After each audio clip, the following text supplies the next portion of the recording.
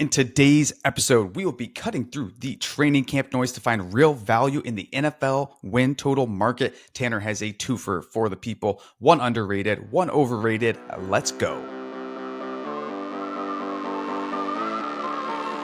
The time is now for the Dr. Bob Sports Podcast. I am Tanner. I am our head of analytics, and I am in my 9th year working alongside Bob to originate our NFL and college basketball bets. And today, as always, I'm joined by our digital media specialist, Grant. We're back.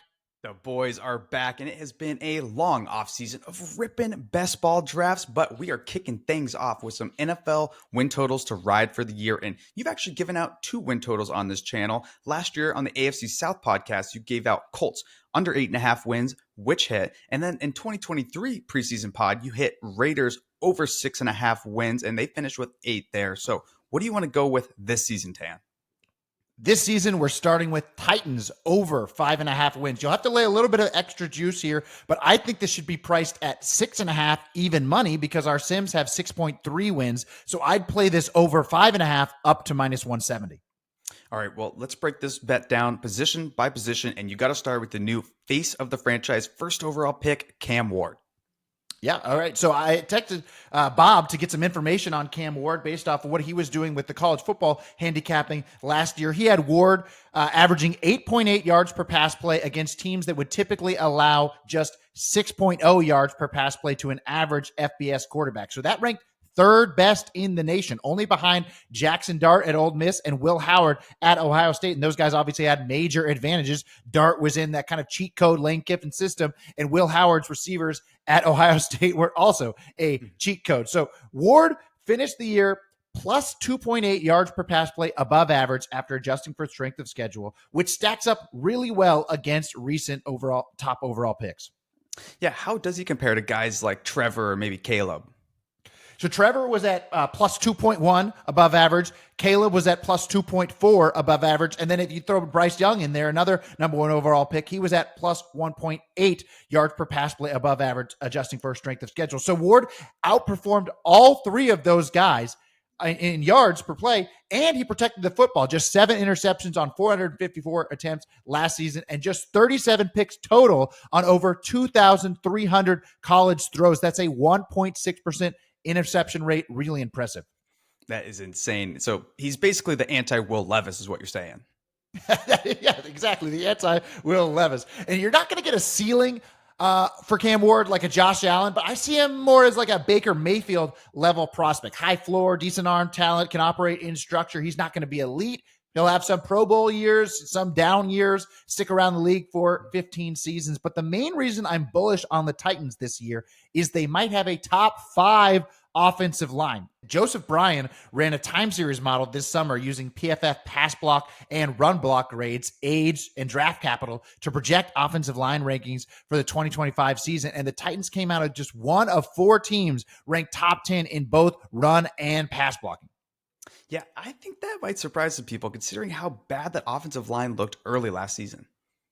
It will at first glance, but the investment has been serious. Let's look at it. They've used 2 first-round picks in back-to-back drafts on the offensive line, and Peter Skoronski was by far the highest-graded guard in the NFL on true pass sets in the second half of last season. He really came on and showed that he can be an elite player there. Then J.C. Latham has been the team's best lineman in camp, according to offensive coordinator Nick Holtz. He's dropped 30 pounds, looks more athletic and comfortable, and he's back to his natural spot at right tackle this season.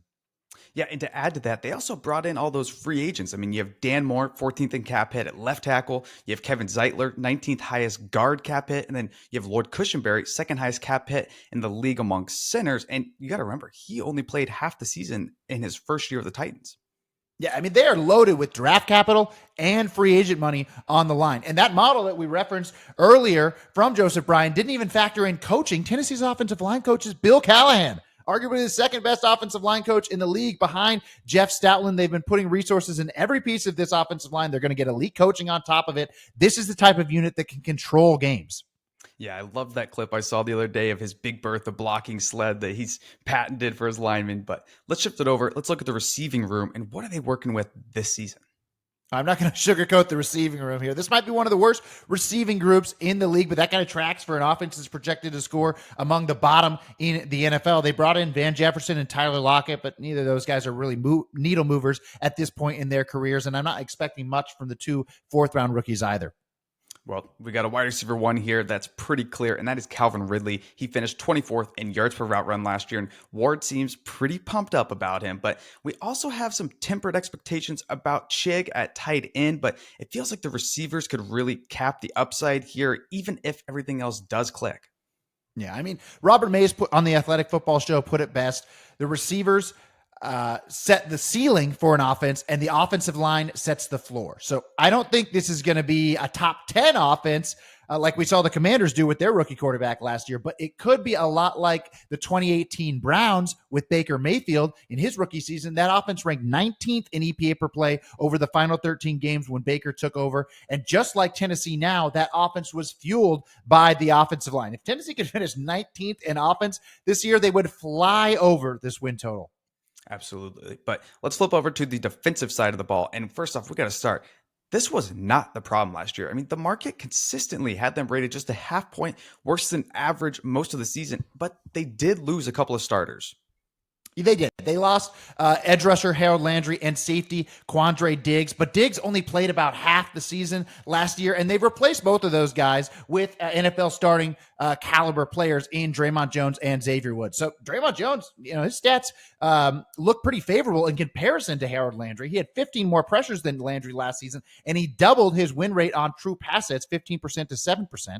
And then Xavier Woods, he's coming off the worst season of his career, but that was in that mess of a Carolina defense that could absolutely not stop the run, which set the tone for everything else. The year before that, in 2023, Xavier Woods graded as a top 10 coverage safety. I think this is a solid buy low spot, and they're heading into year two in defensive coordinator Denard Wilson's system. The personnel really hasn't downgraded in my mind. If anything, they may be more comfortable and better aligned with Wilson's scheme. Yeah, and you also got to check out this quote from their huge signing from last year, L'Jarius Sneed. And he said, quote, I'm healthy as I've ever been. I'm ready to get back on the field. That's my life. That's what I do for a living. I missed the whole year, and I have to remind everybody who L'Jarius Sneed is. And I think if we can get back to anywhere near that level he was playing at in Kansas City, this defense could easily be league average or better.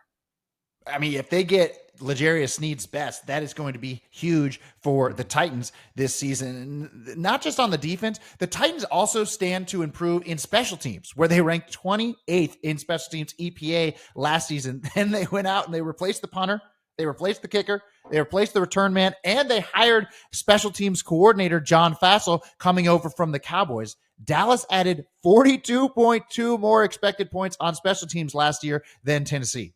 Yeah, I feel like people sleep on special teams, but that is a huge addition for them. But let's look at this schedule, and it seems pretty easy to me with their crossover games being New England, Cleveland, and New Orleans. Yeah, I got them with the 8th easiest slate of opponents. But one last wrinkle I wanted to mention on the Titans is this bet is probably better after week one, and that is because the Titans open the season at Denver. The Broncos have a serious early season home field advantage at altitude as teams are playing themselves into shape in weeks 1 and 2. Denver is 42-10 straight up since 1980. And I don't think the market fully prices in that edge because we make that game between 8.5, and we're high on Tennessee, and the market's only at 7.5 here. So if the Titans lose that game, which is likely, we're going to get a cheaper number on them. Yeah, and to add to that, week one would also probably be the front end of the possible return for Lloyd Cushenberry. So I think the best way to play this Titans over would be to wait until before week 2 or whenever he gets back in the lineup. But let's shift it over to our next win total. What do you want to go with? Okay, I'm taking the Jaguars under 7.5 wins at plus 115. So because we're getting plus money here, we only need to go under 46.5% of the time to break even. Our sim has this at 7 wins, and it correlates well with the Titans over we just talked about because these two teams play twice in the division. Yeah, everyone's all pumped up about Liam Cohen after he had Tampa's offense ranked 5th in EPA per play last season after ranking 12th the season prior with Canales calling the plays. But historically, new head coaches tend to underperform. Since 2018, there have been 50 new head coaches, and those guys have missed their season win total by an average of minus 0.24 wins. And more importantly, I think the market continues to undervalue in the NFL win totals market 2 key areas: the safeties, and the offensive line. HaydenWinks independently found this in fantasy analysis. You can pull up the graphic on the screen here. As you can see, the majority of the differences between last year's projected points and actual points can be explained by quarterback injuries and offensive line play.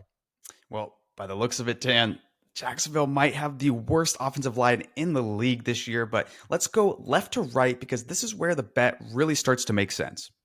Yeah, left tackle Walker Little, who played behind Cam Robinson last season before moving into a starting role when Robinson was traded to the Vikings. But Robinson finished the year third worst in pass blocking efficiency out of 59 qualifying tackles. So the fact that Little didn't beat him in training camp tells you a lot about how good Little is. Then at left guard, you've got Ezra Cleveland, who was traded from the Vikings, a team with one of the worst interior offensive lines in the NFL over the last few seasons. It was so bad for Minnesota, they handed out $53 million in guarantees on the interior offensive line this offseason and used a first-round pick. So it was telling that the Vikings, who were so bad on the interior, traded Ezra Cleveland to the Jags. And then at center, you've got Robert Hainsey, who was bad enough in his last season as a starter in 2023. The Buccaneers used a first-round draft pick on Graham Barton to replace him. Right guard, you've got Patrick McCarry, who's been a swing player for the Ravens. It's pretty unlikely he's going to be able to match the level of five-time Pro Bowler Brandon Scherff, who retired after ranking second in pass blocking efficiency last year. And then at right tackle, this is probably their best player, Anton Harrison. He was a first-round pick in 2023, but he's been looking like a bust so far. So even if he breaks out, and becomes the best player on this Jaguars offensive line, that's not a good sign for this unit. No, that is not a good sign. Not looking great for Trevor with the protection. But the other thing that you mentioned that's undervalued is the safety position. And the Jaguars lost both their safeties from last season. And what they brought in was shaky at best.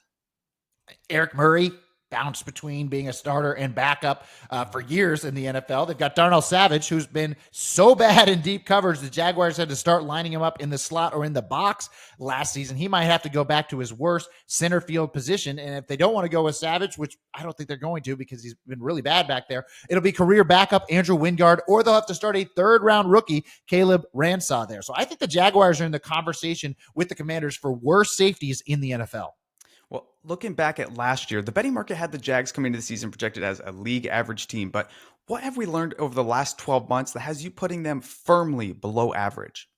Okay, well, here's the rundown. It's not all bad, right? The receiver room is probably a wash from what we were looking at last summer. They lose Christian Kirk, Gabe Davis, and Evan Ingram. But last summer, we didn't know how good Brian Thomas Jr. was, and now they've drafted Travis Hunter. And I don't feel a whole lot differently about Trevor Lawrence now than I did last summer. He averaged the exact same amount of yards per pass play last season as he did the year before. But the offensive line has lost their three best players, Brandon Scherff, Mitch Morse, Cam Robinson. I'm going to talk him at least 1.5 points for that. And the defense was already projected to be below average last year. Then they went out and ranked 31st in EPA per play allowed, despite being the fifth healthiest defense in adjusted games lost. They switched both safeties. They add nickelback Jordan Lewis and however many snaps they're going to get at cornerback from Travis Hunter. But I'm not seeing this defense as much better than they were last year. They probably will not be as healthy either. So I'm going to rank them as a point or 1.5 points worse than average to start the season. Okay, so we've got at least 2.5 points worse than average here. Yes, and I'm also going to dock them for having a first-year head coach. I don't hate Liam Cohen's scheme, but going from an offensive coordinator to head coach is a different job. We talked about how guys tend to underperform in their first year as a head coach. For every Brian Dable you get, there's a Dave Canales in 2023 or a Brian Callahan in 2024. So add it all up, I got the Jaguars rated about 3 points worse than average, which means they're more likely to win 7 games than 8 games. And I'd price this at 7.5 minus 115 instead of 7.5 plus 115. I love it. Well, that will do it for today. The 2 win totals we think have value are Titans over and Jaguars under. Yep, and we've got 3 more preseason pods coming at you, dropping every Friday this month.